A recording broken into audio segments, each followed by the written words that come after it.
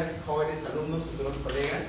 Agradeciendo la gentileza de mi alumno Wilmer Bonilla de poder estar acá parado frente a ustedes para poder compartir un poco de los conocimientos que uno viene adquiriendo durante la formación médica. El alumno, desde que comienza el desarrollo universitario, va comenzando a adquirir conocimientos que no deben ser cancelatorios. Quiero decir de que lo que aprendieron en los primeros ciclos, aunque les parezca imposible, los van a aplicar durante su práctica clínica diaria. Así hayan sido cursos que ustedes hayan podido escoger o no llevar de la forma tan intensamente como deberían haberse llevado cada curso de medicina. Las básicas son el pilar para poder construir las clínicas y las clínicas para la práctica médica. Entonces, necesitamos forzar a nuestra mente y a nuestra conducta en tener conocimientos organizados desde el inicio. El día de hoy, haciendo muestra de que esto es necesario para todo y al menos entender muy bien los procesos biológicos, vamos a tocar un tema cuyo título es anafilaxia. Esta palabra deriva, como muchas de las palabras usadas en la práctica médica, de frases latín. Ana, que es contra, y filaxis, que es inmunidad. Entonces, tomando esta reseña etimológica, ¿no?, queremos ver de que existe una definición para la anafilaxia. Una definición que viene a ser que es un evento sistémico grave, que quiere decir una de las enfermedades que van a atentar directamente contra la vida del paciente.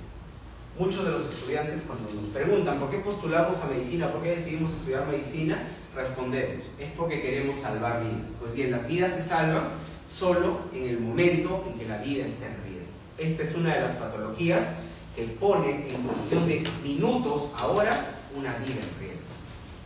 Por lo tanto, es importante poder comprender al enemigo. Hay que conocer a nuestro enemigo para saber cómo enfrentarlo. No podemos enfrentar a nuestro enemigo a ciegas. ¿Y de qué forma vamos a conocer a nuestro enemigo? Leyendo y averiguando todo sobre él, absolutamente todo, para que no resulte sacando alguna carta bajo la manga y nos gane esta lucha. Entonces, un evento sistémico grave mediado por determinado tipo de células, que vienen a ser los mastocitos. Estas células tisulares, ¿no?, que condicionan la liberación de una sustancia proinflamatoria llamada histamina, una molécula, una proteína, ¿no?, también que se tiene en el cuerpo, que va a tener objetivos, es decir, áreas target, y desencadenar una secuencia de liberación de otras sustancias y con ello generar una respuesta inmunitaria exponencial. Algunas derivadas de la inmunoglobulina E, ojo, otra sustancia, que se cuenta, estamos tratando mastocitos, tenemos que ubicarnos en la parte de la histología y recordar cuáles son las características de estas células tipo mastocitos. La histamina también, no más que aprenderse las características bioquímicas de la histamina, es aprender cuál es el efecto de la histamina en el cuerpo. Y la inmunoglobulina E como parte del sistema de defensa, así mismo. ¿Y cuál es el efecto de todas estas sustancias? El efecto fisiopatológico que va a producir. Va a producir un aumento de la permeabilidad vascular.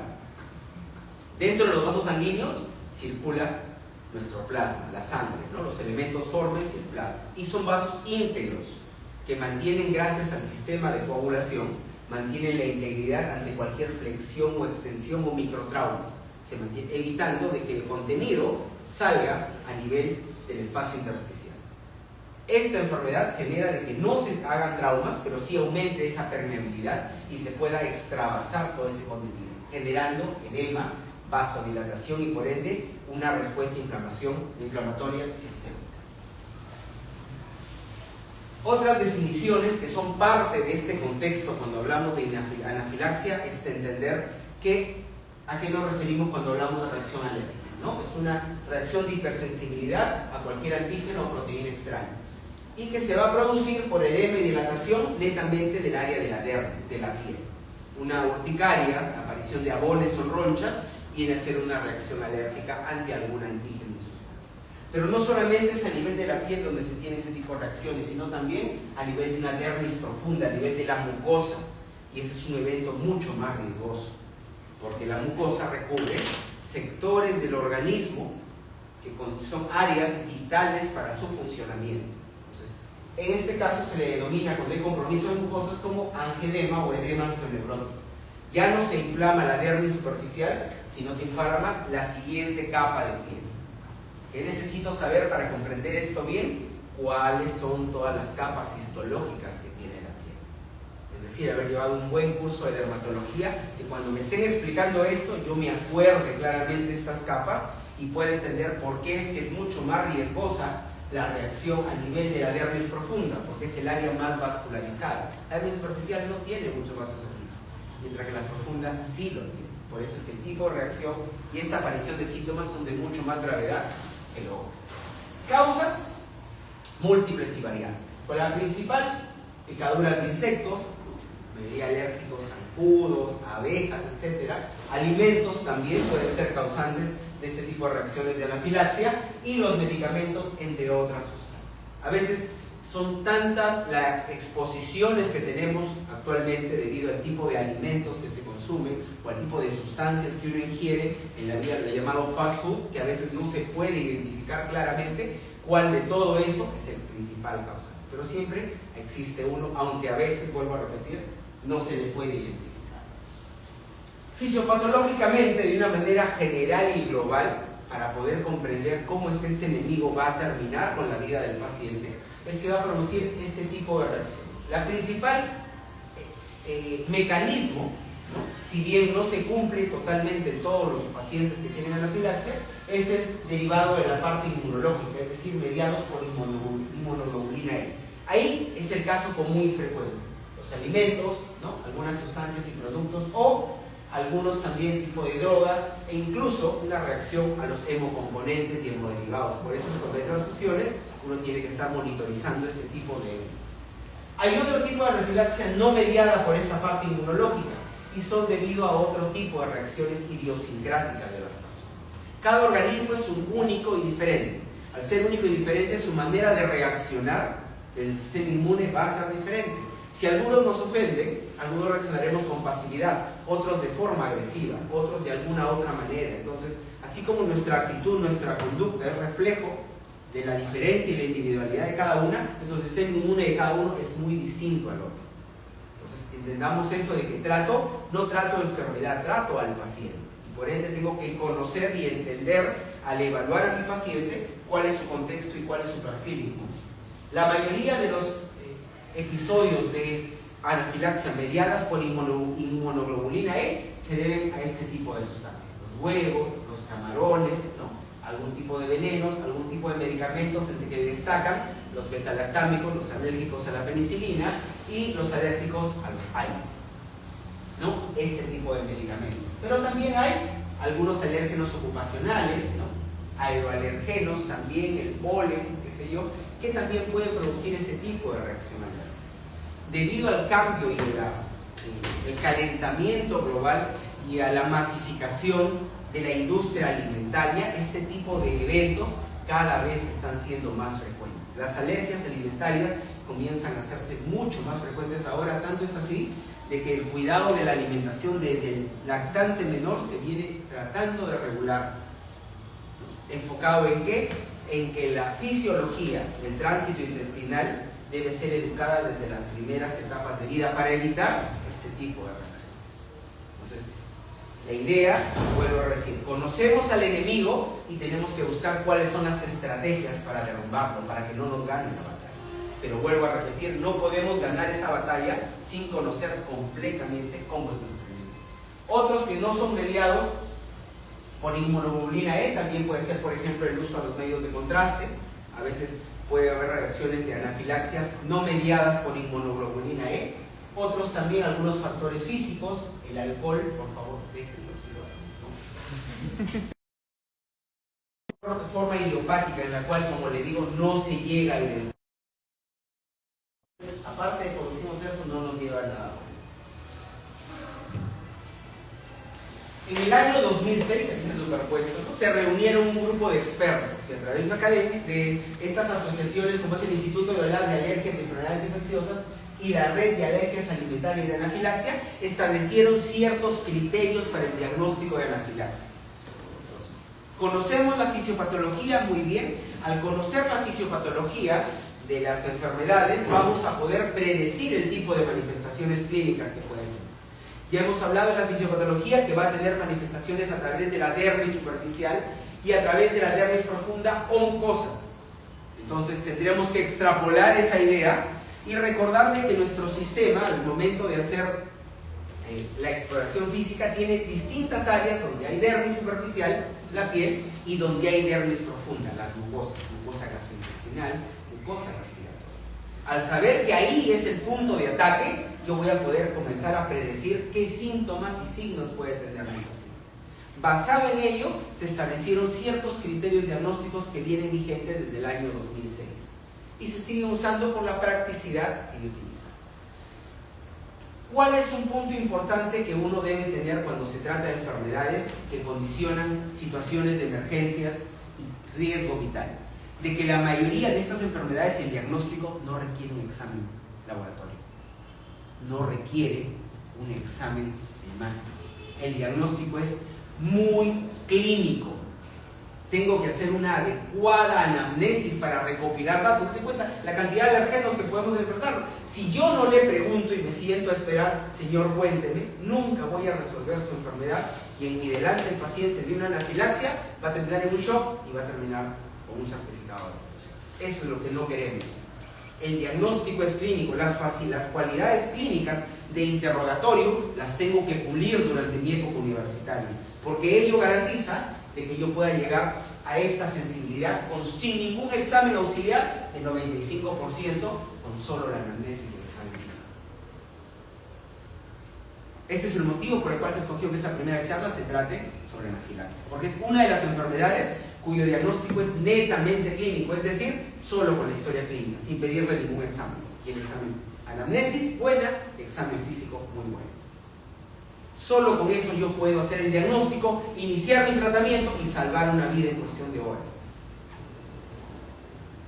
Es importante que le dediquemos tiempo a pulir ese tipo de competencias, la interrogación, saber qué preguntar al paciente y registrar los datos relevantes e importantes. Si hacemos eso, vamos a obtener una sensibilidad del 95% y una especificidad del 71% sin necesidad de tomar ningún examen auxiliar. No es necesario para la anafilaxia. ¿Cuáles son la clínica diagnóstica? Primero, es inicio súbito. Debe ser en minutos u horas en las cuales debe aparecer estos síntomas. ¿Qué síntomas pueden haber? Compromiso de piel y mucosas, abones, prurito, ¿no? Edema de los labios. Estos síntomas, ¿no? Y al menos uno de los siguientes: o hipotensión súbita, es decir, desmayo o síncope, que debería preguntarle a mi paciente que viene enrochado, señor, ¿se ha desmayado? Debería estar esa pregunta incluida dentro de la anamnesis cuando veo un paciente con urticaria, es decir, en una rotación de dermatología que tenga que hacer una historia clínica de una urticaria, que no me figure, no presentó síncope, sería un error de la historia clínica. Debe figurar, porque es uno de los factores de riesgo que tengo que sacar de lado para ver que no se trató de un caso anafiláctico. Y síntomas respiratorios por compromiso de la mucosa respiratoria. Y la mucosa respiratoria no solamente es hablar de tórax y pulmones, también es hablar la vía aérea superior, abrirle la boca, ver la mucosa yugal, la lengua, la úvula. Ese examen con el bajalenguas es importante para estos pacientes, porque puede marcar la diferencia entre la vida y la muerte. Un segundo criterio, ¿no?, es dos o más de los siguientes, posterior, ya cuando se tiene el antecedente de que se ha tenido alguna alergia. Preguntar en la anamnesis si el paciente es alérgico a tal o cual cosa. Cuando ya se sabe eso y saber que soy alérgico a los camarones y me han dado una langorraya. Entonces, me expuse. De inmediato le preguntamos si tiene alguno de estos síntomas y se le da tratamiento para la anafilaxia.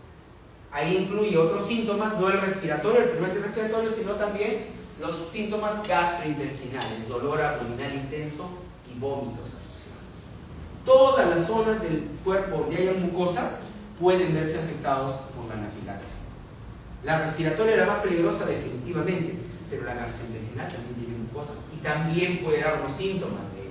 Por eso es importante una correcta anamnesis. El examen físico va a servir no solamente para validar el dolor. Y el tercer criterio es la presencia de hipotensión como indicador, criterio de gravedad en el paciente. Síntomas hemodinámicos y cardiovasculares. ¿Por qué? ¿Qué hablamos en la fisiopatología? ¿Qué va a producir? Vasodilatación y aumento de la permeabilidad vascular. Aunque sea en la piel es el órgano más grande del cuerpo, el más perfundido del cuerpo. Imagínense una vasodilatación sistémica en toda la piel. Genera una redistribución del flujo sanguíneo y el intravascular central o axial va a bajar y el paciente se sincopa o desmaya por hipotensión. ¿Y cuál es lo curioso de la anafilaxia? De que debido a la reacción, y eso lo deben de revisar cuando hablamos de la histamina y la liberación de otros mediadores, va a paciente estar hipotenso, pero va a estar bradicárdico. Y sabemos que la respuesta natural a una hipotensión es el reflejo simpático y aumento del... Pero estos pacientes se vuelven bradicárdigos justo por efecto de la histamina. Es el efecto ambiguo de bajo dosis. Hay que tener mucho cuidado con los pacientes. ¿Qué tiene? Le duele la barriga. Y bastante le duele la barriga. ¿Qué has comido? No es que he comido mariscos. ¿Así? Y su frecuencia cardíaca está a 48, doctor. ¿Cuánto es su presión? 60-40. No vamos a ponerle hidrátalo, no. La anamnesis nos da el contexto. Se intoxicó. Tómale un hemograma. No. Los ojos no ven lo que la mente no sabe. Si yo no pienso que puede ser una anafilaxia, en mis propias narices, pues después de haberle pasado 3 litros de cloruro, va a seguir hipotenso, y como tiene aumento en la permeabilidad vascular y vasodilatación, va a estar mucho más hinchada la mucosa respiratoria. Y en vez de ayudarlo, voy a contribuir a que la fisiopatología empeore. Entonces, mucho ojo con estos pacientes. Una mala decisión en ellos, puede generar consecuencias muy lamentables. Para actualizar esos criterios, la Organización Mundial de Alergia, la WHO, en el 2020, antes de que nos encerraran por el COVID, tuvieron una reunión y trataron de simplificar estos criterios. Realmente son los mismos que los anteriores en sí. Simplemente que juntaron, como ven, alguna similitud entre el 1 y el 2, y el tercero, síntomas hemodinámicos, que es una de las cuestiones más críticas. Son síntomas hemodinámicos en las cuales no tenemos que hidratarnos, porque no es por deshidratación, sino es por un efecto directo a nivel de la masa sanguínea. Es decir, un bajo abrupto del gasto cardíaco netamente por aumento de la permeabilidad y vasodilatación refractaria. Tengo que tener claro estos conceptos, si no, no voy a entender cuál voy a dar de tratamiento, cuál va a ser mi tratamiento a estos pacientes. ¿Por qué? Porque el medicamento que yo le esté indicando, yo tengo ya que saber en mi cabeza cuál es el efecto deseado y evaluar el efecto. Si yo voy a dar un medicamento para subir la glucosa, le mido para ver cuánto subió la glucosa. Si le voy a dar un medicamento para bajar la glucosa, le mido. El oxígeno es un medicamento, si yo le coloco tengo que tener una saturación meta esperada. Igual los medicamentos en ellos, no es que le doy hasta mañana, señor, no. Tengo que verificar que estén haciendo el efecto para el cual yo he decidido administrar. Los síntomas más frecuentes en su mayoría son síntomas cutáneos y respiratorios. Por eso es que el diagnóstico, vuelvo a insistir, es 95% clínico. No se espera un examen confirmatorio. El diagnóstico es anamnesis y examen físico. Ahí tienen los síntomas. Urticaria. ¿Qué necesitamos? Observar a la inspección de qué? De piel y mucosas. Después de la apreciación general, la primera parte de nuestro examen físico. ¿Qué más? Prurito, anamnesis, que me lo va a decir el paciente. Respiratorio, disnea, anamnesis, sibilantes y edema en la vía aérea superior, que es la parte de cabeza y cuello que examino. Después de piel, cabeza y cuello. Después de cabeza y cuello, ganglios y respiratorio. Nuestro examen físico queda ahí y ya tengo el diagnóstico. Muy poco, no es muy frecuente, pero puede ser también síntomas gastrointestinales e incluso hasta eventos convulsivos en situaciones extremas. Entonces, síntomas cutáneos y respiratorios, lo que nos van a hacer el diagnóstico de la anafilaxia. La progresión puede ser muy rápida. Minutos el paciente llegó hablando y se desmayó. ¿Qué le pasó? Seguro no es un ACV, no es un infarto, no son las únicas causas en personas jóvenes, por ser. Más aún si la persona es joven. No son las únicas causas. ¿Qué hay que hacer? Primero, una acción inmediata. ¿Por qué? Porque, por ejemplo, tengo 5 minutos. Si mi paciente tiene alergia a un medicamento y yo se lo coloco el fármaco endovenoso para que mi paciente haga una parada. Hasta eso han medido los norteamericanos, tienen mucho gusto en medir las situaciones, tiempos, datos. Entonces, 15 minutos si se trata del veneno de un insecto.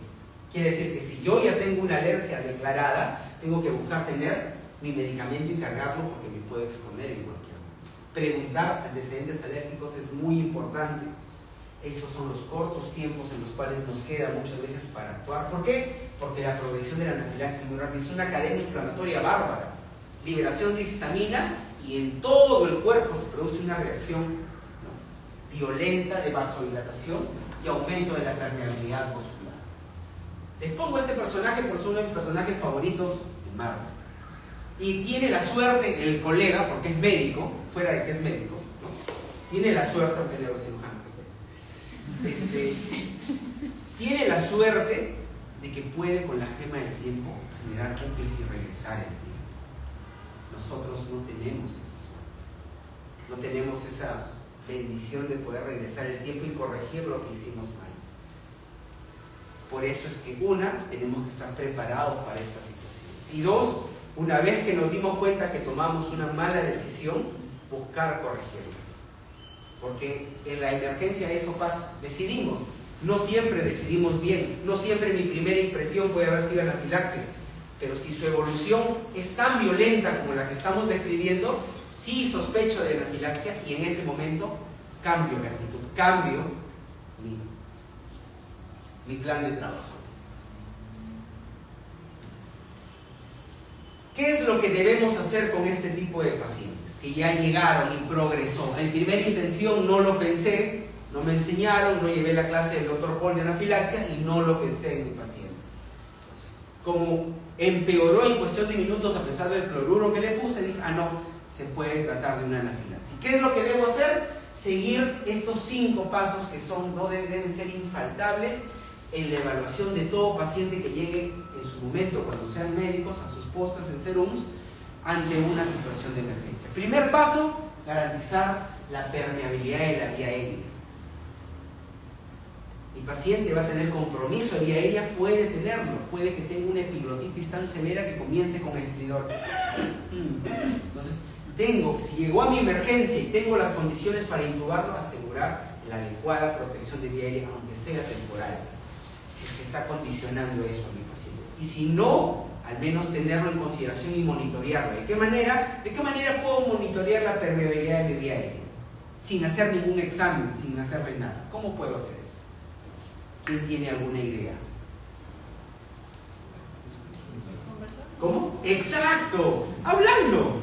Si veo que su voz se va apagando, está empeorando. No necesito hacer ningún otro examen más que preguntarle, ¿está usted bien? Sí, ¿está usted bien? Y va cambiando. Entonces me hizo un compromiso inminente de vía aérea. Segundo, control de la ventilación y oxigenación. Contar nuestra frecuencia respiratoria es muy importante y a veces como internos perdemos el tiempo desesperándonos en toma de presiones. No, la frecuencia respiratoria es el primer signo que tengo que contar con la intensidad y la seriedad que merece, porque es importante. Paralelológicamente la saturación, que el aparatito del oxímetro ya nos da. De ser necesario, usar una resucitación controlada con fluidos, solo en caso de ser necesario. No tenemos por qué ahondar o darle a grandes cantidades, porque nuestro paciente no es que se haya totalmente deshidratado, sino que hay una vasodilatación que la vamos a tener que corregir con el tratamiento del anafilaxia. Estas son medidas generales para todo tipo de paciente. Verificar, hemos dicho, se pueden presentar convulsiones hasta en un 5% de pacientes, así que estar atentos de la presencia de convulsiones para actuar de forma inmediata y, en lo posible, remover el alergeno, remover la causa. Si mi paciente que presentó el anafilaxia ha sido por picadura de abejas y está todo el cabello lleno de abejas por un ataque masivo, tengo que ir quitándole las ponzoñas para disminuir que nuestro cuerpo siga expuesto. ¿En qué consiste el manejo? Un único medicamento. No existe otro medicamento para el manejo de la anafilaxia. Y este medicamento es una ampolla muy pequeña llamada La epinefrina es el único tratamiento para la anafilaxia. La adrenalina o epinefrina es una pequeña ampolla que viene en la concentración de 1 miligramo por 1 mililitro y que podemos usarlo para tratar este tipo de cosas. ¿Cuándo tengo que darle? Tan pronto tenga la sospecha. Mi primera sospecha no fue anafilaxia, está bien, me corrijo. Esta es anafilaxia, le tengo que colocar la adrenalina. Y tengo que saber indicarla. Existe una vía de administración excelente, que es la vía intramuscular. ¿No es ¿necesito colocarle una vía endovenosa? No. Intramuscular le puedo dar sin necesidad de colocarle endovenoso si mi paciente vea síntomas de mal. Mientras le colocan la vía, no, pero ya tiene vía endovenosa, autor. No, la dosis es intramuscular. Y no solamente es intramuscular, sino que tiene que ser colocada en el cuádriceps, en el vasto externo. Es ahí donde se coloca la dosis de adrenalina. Tengo que descubrir o bajarle el pantalón o levantarle la vestido a la señorita, y ahí es la zona donde tengo que inyectarle. Un máximo, la dosis es 0.01 miligramos por kilo o 0.05 como dosis máxima. 0.3 a 0.5 quiere decir que si mi ampollita tiene 1 mililitro, la cargo como una jeringa tuberculina y le pongo 3 a 5 líneas de forma intramuscular en el vasto externo de la pierna, justo una zona que puede ser, aquí hace un momento han visto en una película, ¿no?, que han visto de que a veces pueden presentar reacciones alérgicas y se terminan colocando en el vasto externo. Es una zona muy buena para acceso intramuscular. ¿De qué forma garantiza? Una concentración máxima en 8 minutos. Mientras que la subcutánea, que es a veces una de las situaciones más convencionalmente usadas, no nos da esa suerte. Y el paciente puede empeorar y por más que le hagan puesto subcutáneo y no se salta, no llega el efecto. ¿Cuál es la facilidad? Que se puede repetir cada 5 minutos. Tenemos vasto externo, vasto derecho, vasto externo izquierdo y poder colocarlo. En situaciones de extrema emergencia, cuando los soldados en guerra presentan este tipo, no se están bajando el pantalón. Por sobre su pantalón se colocan el medicamento. Es una zona convencionalmente usada para atención y administración de medicamentos intramusculares en situaciones de alto riesgo. Lo usan en temas de guerra. Y no estamos cierto en la guerra, pero podemos usarlo ante la llamada urgencia y situación de emergencia en los pacientes. Y se pueden añadir antihistamínicos, corticoides sistémicos. Se pueden añadir si se considera, pero esos no son el tratamiento de la anafilaxia, que es compromiso de dermis superficial, y hemos visto, y dermis profunda, es decir, síntomas respiratorios, se tiene que colocar adrenalina. Si viene solo con ronchitas, sí, ¿no? El antihistamínico puede ser el tratamiento. Ojo, el corticoide no es la primera elección. Quiténdole la cabeza de que veo a alguien enrochado y tengo que poner dexametasona y de cortisona. No son los medicamentos para manejar la reacción alérgica. Porque su efecto, ¿cuándo va? A los días. No va a ser inmediato. Sí, el antihistamínico, y mucho mejor en anafilaxia, la epinefrina o la adrenalina. ¿No? Ahí están las dosis. En casos extremos de una hipotensión sostenida, de una vasodilatación que no responde a la dosis de adrenalina, sí se pueden usar dosis endovenosas en infusión de adrenalina. Pero ya esto ya es para instituciones de alta capacidad receptiva, pero sí puede usarse. Pero, como vamos, no está la cara anterolateral media del músculo, ¿no? Entonces, que en cualquier lugar, centro de salud posta, que descubramos una anafilaxia, no lo mando al hospital. Lo estabilizo ahí primeramente. No me desespero en mandarlo, porque tengo que administrarle adrenalina. Mientras llega admisión, mientras llega la ambulancia, el tráfico, el paciente puede morirse en la ambulancia. Tengo que administrarle adrenalina. Todos los centros de salud tienen adrenalinas, así que no hay excusa para que cuando estén en sus salud no lo hagan. ¿Y qué espero lograr con la adrenalina? Vuelvo a repetir. Si voy a dar un medicamento, tengo que saber qué esperar de este medicamento, qué es lo que estoy esperando que él haga. Y ahí están los efectos beneficiosos que tiene. Primero, saber sus receptores, desempolvar mi libro de farmacología y recordar, si le doy este medicamento, el medicamento va a actuar en receptores, va a haber segundos mensajeros y este va a ser el efecto clínico de la administración de medicamentos. En los alfa 1 va a aumentar la vasoconstricción. Esa vasodilatación por la anafilaxia ahora se va a revertir con el efecto alfa 1 de la adrenalina, ¿no? Por ello aumentar la presión y disminuir el edema de la mucosa, sobre todo de la vía respiratoria, con los receptores alfa 1. Con los beta 1 vamos a aumentar la frecuencia cardíaca. Acá habíamos dicho cuál era la situación refleja por efecto de la histamina en los mastocitos, de que la hipotensión se asocia a bradicardia. Entonces, para poder mejorar mi presión, además de aumentar la resistencia vascular periférica, necesito mejorar mi frecuencia cardíaca, para mejorar el gasto cardíaco, ¿no? Frecuencia cardíaca, gasto cardíaco, ¿no? El beta 1 me va a ayudar a aumentar la frecuencia cardíaca. Tengo un volumen sistólico conservado y con el aumento de mi frecuencia cardíaca voy a poder lograr que mi gasto cardíaco sea adecuado y con ello mejorar mi presión arterial. Y además, vuelvo a repetir, el efecto de la resistencia vascular periférica. Y los beta 2 también nos sirven, por supuesto. ¿Qué va a producir? Nos va a ayudar el efecto beta 2, aquellas sibilancias producto del edema, a broncodilatar. No solamente es un único efecto el que tiene la adrenalina, tiene varios. Y así como la adrenalina, todos los medicamentos que prescribamos tienen un órgano target, un tejido target, ¿no? Y un mecanismo específico de actuar de forma directa a través de canales de membrana o a través de segundos mensajeros, que no debo olvidarlos, por más que avancen en los ciclos de la universidad, no debo olvidarme eso, porque eso es la respuesta que yo espero evaluar en mi paciente. ¿Qué pasa si no hay adrenalina y no veo sus efectos? Significa, la dosis es insuficiente y tengo que tomar una nueva estrategia.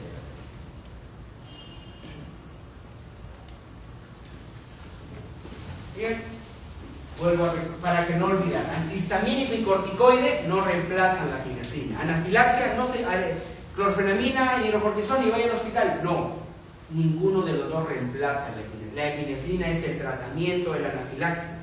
Compromiso del dermis superficial y mucosas, anafilaxia, tratamiento, epinefrina. ¿No? Como mencionaba ahí, el corticoide tarda horas en actuar. Hagamos esta revisión para que vean de que la cadena inflamatoria es muy amplia. Ambos, sean mediados por inmunoglobulina E o no mediados por inmunoglobulina E, van a afectar los mastocitos. Factor activador de plaquetas, incluso puede haber compromiso miocárdico debido a estas descargas inmunológicas. La calicreína y la triptasa, que es uno de los indicadores, exámenes de laboratorio para confirmar anafilaxia, que se tienen, digamos, solo para estudios clínicos, no de rutina, porque no se necesitan exámenes auxiliares para el diagnóstico de anafilaxia. Todo es clínico. Pero para algunos estudios que se requieren, pues, desde más serios, sí se usa el dosaje de triptasa como parte de la cadena inflamatoria, ¿no? Se produce la galaniquinina, que es lo que produce también el efecto constrictivo de la vía de las vías aéreas, el edema, la vasodilatación y la calicreína, todos ellos parte de la cascada inflamatoria y que incluso también interfieren en la cascada de coagulación. Todas esas alteraciones pueden producirse en cuestión de minutos a horas. No nos da tiempo de chance, no nos da mucho tiempo de pensar, así que tenemos que tener una mente con conocimiento y un criterio pausado para poder dar respuesta y tratamiento. ¿Cuál es otra situación finalmente para no olvidar? De que estas reacciones tipo anafilaxia, muy bien, resolvieron en su momento, no le puse adrenalina, solamente con clorfenamina e hidrocortisona o dexametasona, y es que no se acabó, no, hay que recordarle de que hasta en 72 horas puede haber un nuevo episodio en 1 de cada 10 pacientes. Entonces, ante esta situación no necesito tenerlo metido en un hospital al paciente, pero sí advertirle de que de volver a aparecer puede volver a recibir nuevamente su adrenalina. Es algo esperado en 1 de cada 10 pacientes, no es algo que obliga a mantener a un paciente 72 horas en observación, pero sí hay que informar a nuestros pacientes que la condición clínica pudiera reaparecer en él, ¿no? O puede haber también que esa misma situación pueda presentarse por exposición a otro tipo de sustancias. Así que se le recomienda durante los primeros 3 a 5 días después de haber recibido el evento que evite consumo de envasados o algún otro fármaco, para que su sistema inmune se vaya regulando después de este trash y este alocamiento que tuvo debido a los mastocitos. Y eso es lo que había preparado para ustedes. Si hubieran preguntas, los escribo.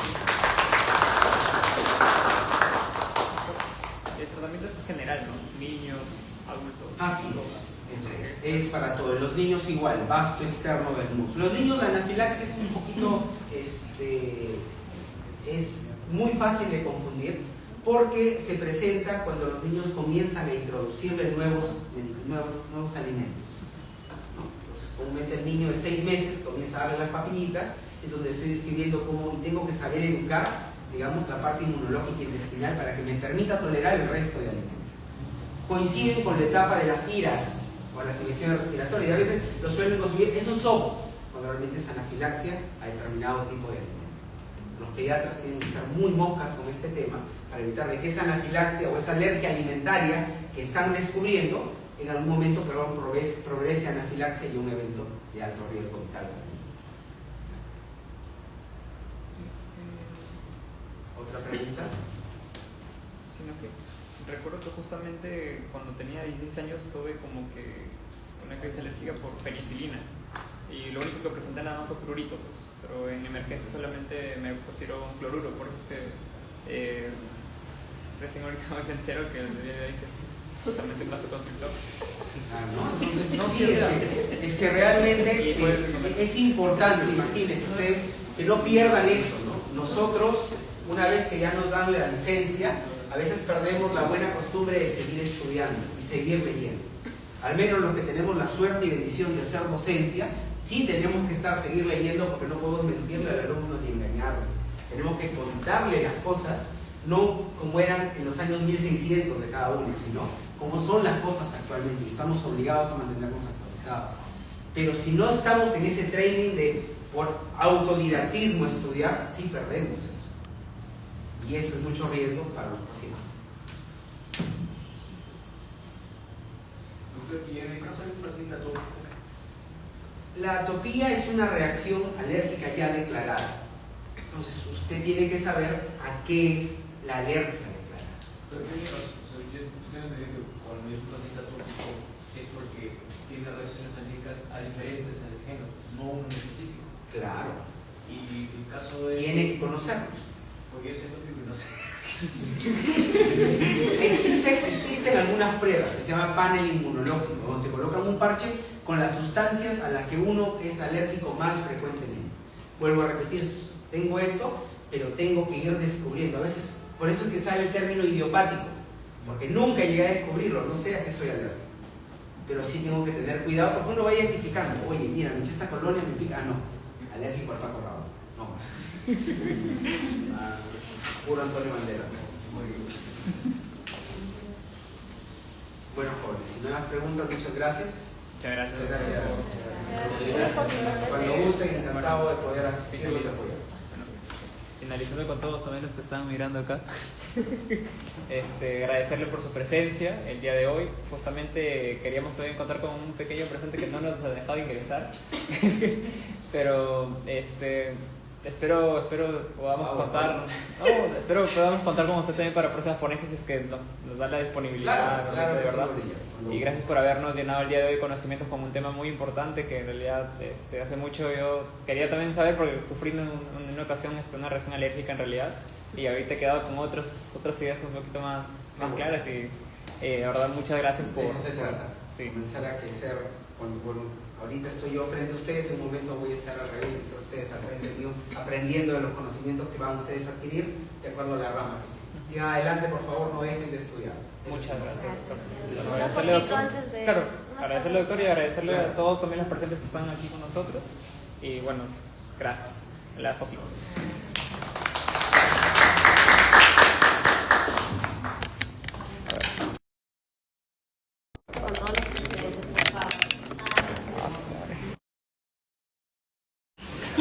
Sonó bastante vez. Sí, mano, sonó la alarma. Bueno, muchas gracias con todos los que han estado en la transmisión. El video se va a compartir una vez que se ha descargado de la cuenta de Instagram y se lo vamos a hacer pasar a través de un enlace de YouTube. Muchas gracias con todos, que tengan buenos días.